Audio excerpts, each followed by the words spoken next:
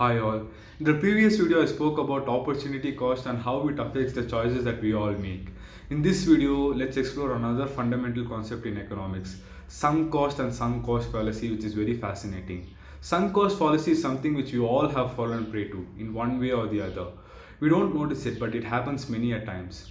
Sunk cost is a cost that is spent that can never be recovered. You just don't get your money back. Let me give you a classic example. You go to watch a movie in a theater, you pay for the ticket and take your seat. But after 30 minutes, you realize that the acting is horrible, plotline is weak, and the story is very boring.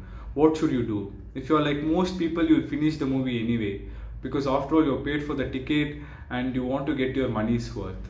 But that isn't a correct decision. You shouldn't stay in the cinema hall anymore. You should get out of there.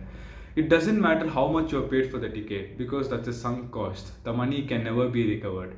You don't get your money back, but what you can do is not waste the rest of your time.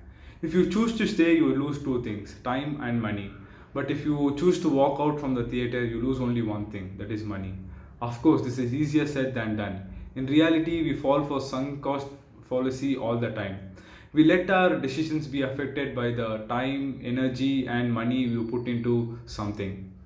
Let me give you another example. Let's say you've been waiting in the bus stop for 30 minutes and the bus hasn't arrived. You tell yourself to wait for another 30 minutes and just check if the bus will arrive. So totally you waited for around 60 minutes and again you tell yourself I've invested 60 minutes and let me see if I can catch the bus in another 15 minutes. It's a never ending cycle. Personally, I've experienced a lot of this. In my college days, I used to travel in bus. So the main bus stop was situated around 2 kilometers away from my home, and there was only one particular bus that had a stop near my home. So I used to wait for this particular bus in the bus stop for hours. I would assure myself that the bus would arrive, and then it would never arrive. Finally, I would walk home or hire an auto. So this is a sunk cost. The time I have waited for is a sunk cost. It does not increase the chances of the bus arriving, nor will I get my time back. And this sunk cost policy shows up all the time. You keep on eating in a restaurant even if your stomach is full because you're paid for it. You keep on repairing a faulty vehicle even if it isn't worth it because you already spent a lot on it for repair.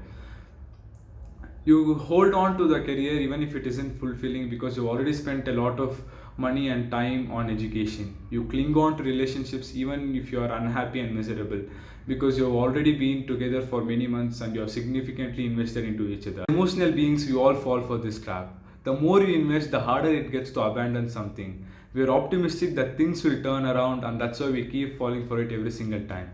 The good news is that with the knowledge of sunk cost and sunk cost policy, you are more aware and have greater control over your actions.